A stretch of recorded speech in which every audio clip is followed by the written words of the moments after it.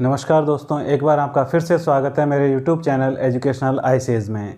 आज इसमें हम पढ़ेंगे सामाजिक व धार्मिक पुनर्जागरण, जो हमारी रीट की परीक्षा के लिए काफ़ी महत्वपूर्ण है। और इसमें भी ये जब अंग्रेज़ों की ग़ुलामी के बाद या ग़ुलामी के दौरान हम कह सकते हैं आर्थिक रूप से हमारा देश काफ़ी पिछड़ गया था। उस समय में धार्मिक और सामाजिक सुधारों की आवश्यकता पड़ी, जिसमें सबसे पहले आता है नाम ब्रह्म समाज का। ब्रह्म समाज की स्थापना की थी राजा राम मोहन राय ने।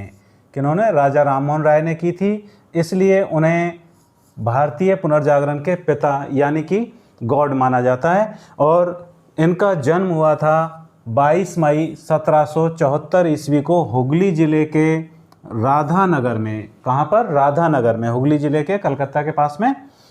और इसके बाद इनका महत्वपूर्ण काम रहा था, महत्वपूर्ण बात थी इनके बारे में कि इनके पूर्वजों को, जो वहाँ के नवाब थे बंगाल के, उन्होंने राम राय की उपाधि दी थी, जो आगे चल कर के सिर्फ राय रह गई।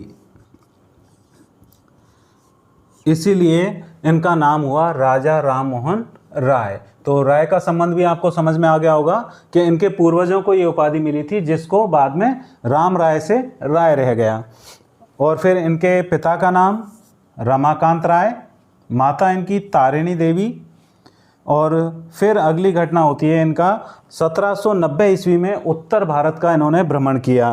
और उत्तर भारत में भ्रमण करने के दौरान इन्होंने काफ़ी ज्ञानार्जन किया, वेदों का अध्ययन किया। 1803 ईस्वी में ये कंपनी की सेवा में नियुक्त हो गए और वहाँ से इन्होंने काफ़ी समय तक कंपनी में ही काम किया। कौन सी कंपनी? East India company.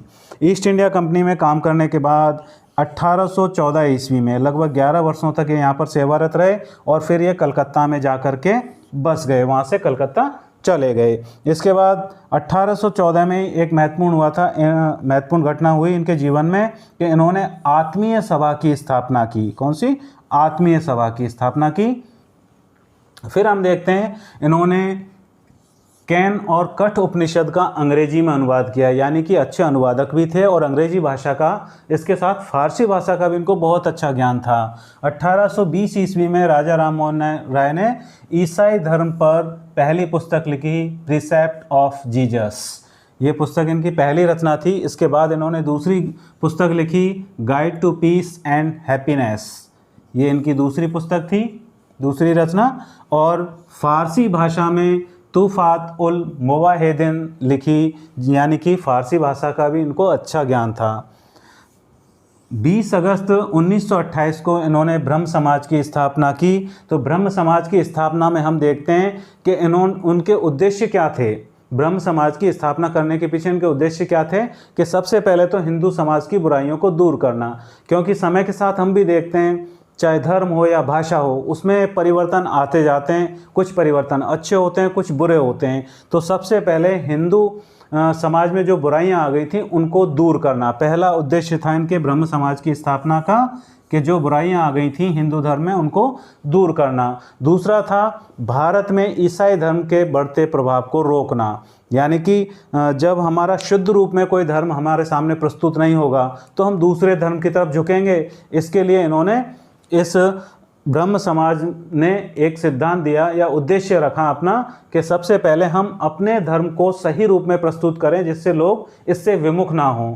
फिर इसमें एक और इनके स्थापना का महत्वपूर्ण उद्देश्य था कि सभी धर्मों में आपसी एकता स्थापित करना।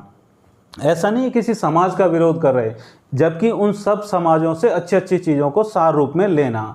अब आता है इनके ब्रह्म समाज के मूल सिद्धांत की। जब हम बात करते हैं ब्रह्म समाज के मूल सिद्धांत, अब मूल सिद्धांत में हम देखते हैं कि सबसे पहले तो इन्होंने दिया था कि ईश्वर एक है, यानी एकेश्वरवाद के ये अनुयायी थे।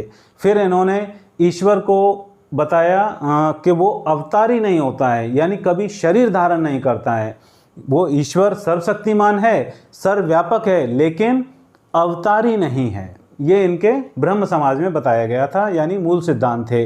फिर आता है इन्होंने इसमें ब्रह्म समाज में बताया कि ईश्वर की प्रार्थना का अधिकार सभी जाति, धर्म और वर्ग के लोगों को है। उसके लिए हमें किसी मंदिर, मस्जिद या भारी आडंबर की कोई आवश्यकता नहीं है। आपने देखा होगा जब हमें आवश्यकता पड़ती है तो हम ना स्थान देखते हैं, ना मंदिर देखते हैं, ना मस्जिद देखते हैं, ना गिरजा, ना कोई और और वहीं पर ईश्वर का नाम लेने लग जाते हैं। जब हमें डर लगता है, किसी जंगल में से गुजर रहे हैं, तो वहाँ कोई हम आसरा नहीं देखते कि उसके नीचे बैठकर ही हम प्रार्थना करें, वहाँ पर अपने आराध्य का नाम लेने लग जाते हैं।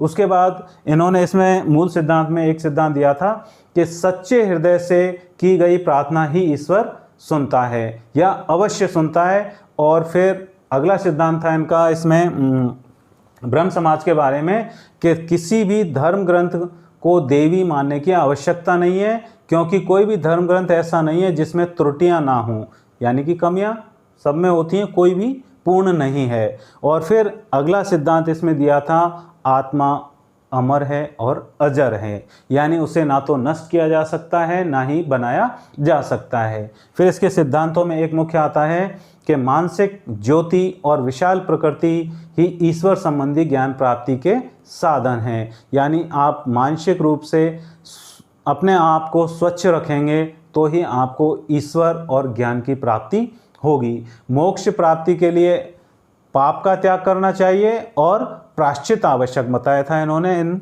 मूल सिद्धांत में। इसके अलावा प्रत्येक व्यक्ति को अपने कर्मों का फल भोगना पड़ता है। ऐसा नहीं है कि उसने कुछ कर्म किए हैं तो वो कोई फल नहीं भोगेगा, बुरे कर्म किए हैं तो उसकी सज़ा अवश्य भोगेगा। इसके बाद इन्होंने कहा था मूल रूप से कि सभी धर्मों और धर्म ग्रंथों के प्रति आदर भावना रखनी चाहिए। अब देखते हैं बाद में फिर इन्होंने मुख्य कार्य क्या किया। ये तो थे इनके ब्रह्म समाज के मूल सिद्धांत। अब इन्होंने विलियम बेंटिक के सहयोग से सती प्रथा को रोकने का कानून बनवाया था, जिससे सती प्रथा रोकी जा सकी, क्योंकि बहुत ही गलत प्रथा थी। जीवित स्त्री को अपने पति की मृत्यु के होने पर उसके साथ ही जलना पड़ता था, या कुछ सभी में नहीं, कुछ समाजों में, या हम कह सकते हैं कुछ ही लोगों में थी ये। फिर ब्रिटिश संसद द्वारा इन्होंने ये नियुक्त किए गए थे भारतीय मामलों में परामर्श देने वाले प्रथम भारतीय। इससे पहले भारतीय मामलों में परामर्श के लिए कोई भी भारतीय उस संसद को परामर्श नहीं दे सकता था। और फिर इनका एक विशेष बात आती है कि इनके बारे में किसने क्या कहा। तो सबसे महत्वपूर्ण कोटेशन है कि संपूर्ण संसार में विश्ववाद के प्रथम व्याख्याता माने जाते हैं ये, यानी कि वसुदेव कुटुंबकम की भावना को लेकर चलने वाले विश्ववाद के प्रथम व्याख्याता। इसके बाद इन्होंने 1821 ईस्वी में संवाद कौमुदी और उसके एक वर्ष बाद मिरातुल अखबार पारसी भाषा में, पारसी में मिरातुल अखबार भी निकाला था। और 27 सितंबर 1833 को ब्रिस्टल इंग्लैंड में इनका निधन हो गया था। एक यात्रा पर थे वहाँ उस दौरान ये, और इनका वहीं पर निधन हो गया। तो इस वीडियो में इतना ही। ब्रह्म समाज के बारे में एक समरी थी आपके लिए जो आपके काफ़ी काम आ सकती है। धन्यवाद।